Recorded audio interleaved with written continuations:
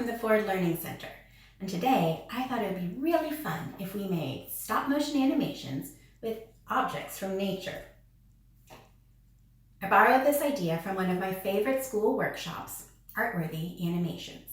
We added this field trip in 2019 in honor of Andy Goldsworthy and his walking wall.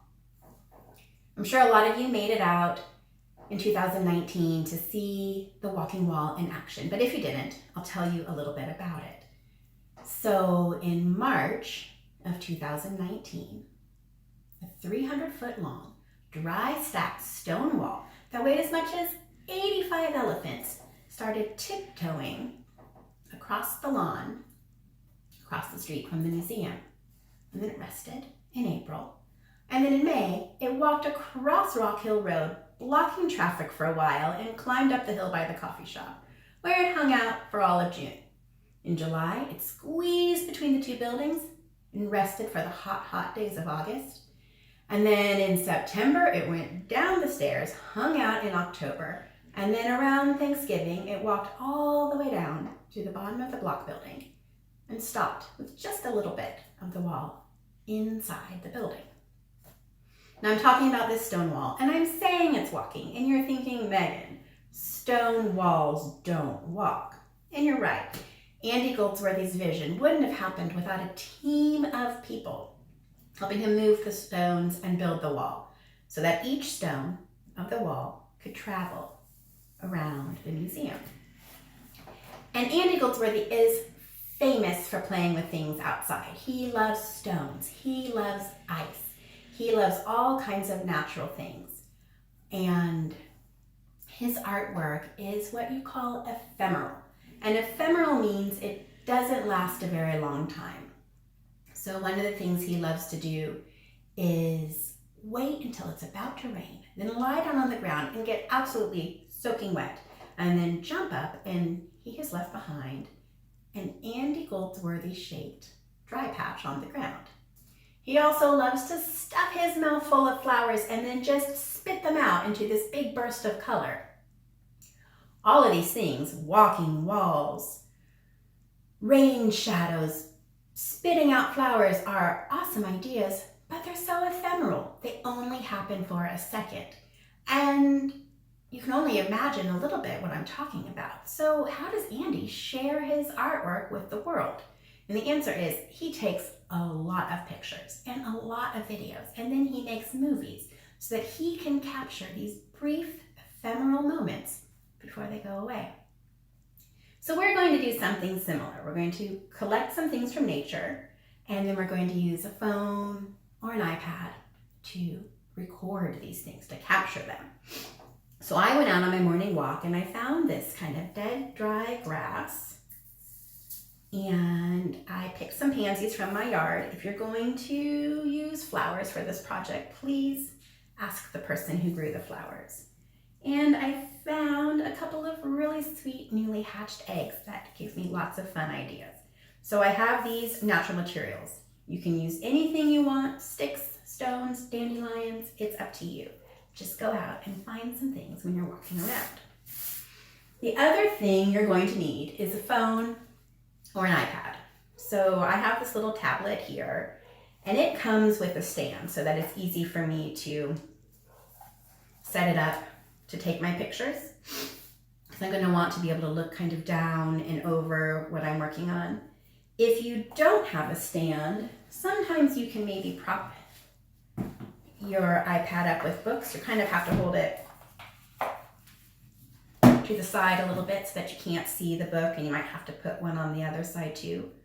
But you can use books, you can use clamps. There's probably lots of things. So ask someone at your house to help you if that's a tricky thing for you to do. It's also a good idea to have some kind of non-distracting backdrop.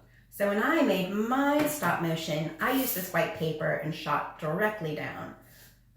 But you could also get a bigger paper and hold it like this so you have a backdrop and part on the bottom.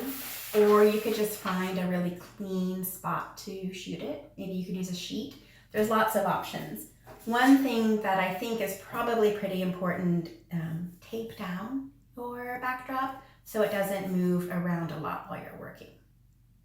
So that's all you're going to need right now. Go out and find some cool things from nature, find some good textures and colors. Get a phone or an iPad, get a backdrop. I use the app Stop Motion Studio to make the animations, but I think there's probably some other ones too. So if you don't really like the Stop Motion Studio app, I bet you could find something that would work. So one more time, you're going to need objects from nature, an iPad or a phone, a backdrop, some tape, and the Stop Motion Studio app. So while you go out and collect those things, I'm going to set up for shooting our stop motion. I have my natural materials easily accessible. I have my tablet with Stop Motion Studio installed. I have a plain white paper for my backdrop. Again, you could use any color, or you could probably even shoot in the grass as long as you have a non-distracting backdrop for your really awesome animation. I like to tape my paper down so that it doesn't move around. And some tips for using stop motion. It is really intuitive and easy to use. If you have ever taken a picture with a phone or a tablet, you can totally make a super awesome stop motion animation. You just have to click New Project, and then you'll see the little camera icon, and you'll click on that, and you can start adding photos. If you accidentally get your finger in a frame or you decide you don't like it, it is so easy to delete. You just tap on that picture and the little trash can icon will pop up and you go ahead and delete it. I actually think it's easier to use stop motion animation than it is to use an iPad to take a picture. So there you go. A couple of things to keep in mind to make your stop motion super awesome. The first thing, you are going to find a spot to put your tablet or your phone where you get the best shot of what is going in your movie, and then you're going to leave it there. If you start moving this tablet around side to side, back and front, your stop motion is going to be kind of choppy and confusing. The perspective might change, and it's really just a better movie overall if you can find the perfect spot and leave it in that perfect spot. Now I've already started on my animation with this bird's nest, and I'm going to show you how I animated the little egg. So first, I wanted that egg just sitting in the nest, waiting, incubating. So I took about 3 or 4 frames of just the egg sitting there.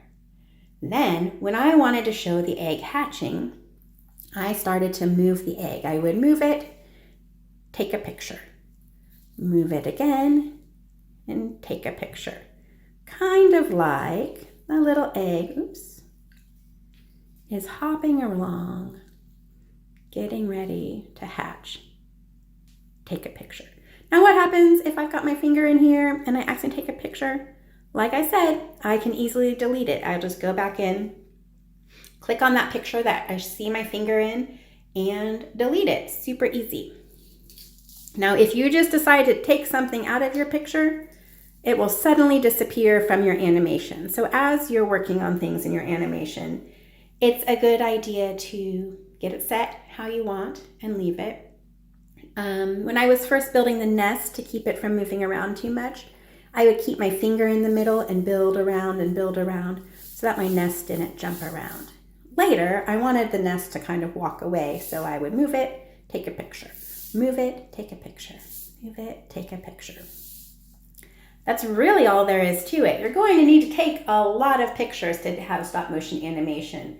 My animation, I think, was made with maybe 70 or 80 pictures, but they'll go fast and you'll have fun and you will make it yours. I'm so happy that you joined me today for this stop motion animation with natural materials. And I want to remind you that Andy Goldsworthy's walking wall is still out in the sculpture park, so you can see it anytime. And I hope you'll stop by and take a look. Thanks again. See you soon. Bye.